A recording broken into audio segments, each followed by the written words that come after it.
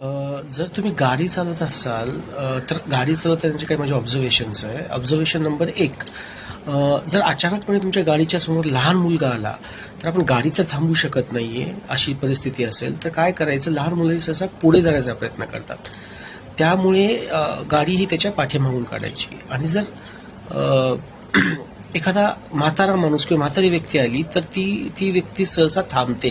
त्याच्यामुळे गाडी ही समोरून काढायचा प्रयत्न करायचा, जर आपण अर्जंटपणे ब्रेक मारून थांबू शकत नसेल तर. आणि तिसरी आणि महत्वाचं ऑब्झर्वेशन आणि महत्वाची गोष्ट, जर तुमच्या गाडीसमोर एखादी लेडीज आली, मुलगी, स्त्री कुणी आली, तर ती काय करेल, पहिल्यांदा ती पुढे जाईल, नंतर मागे येईल आणि रस्त्यामध्येच थांबून दोन्ही हात कानावर ठेवेल किंवा डोक्यावर ठेवेल.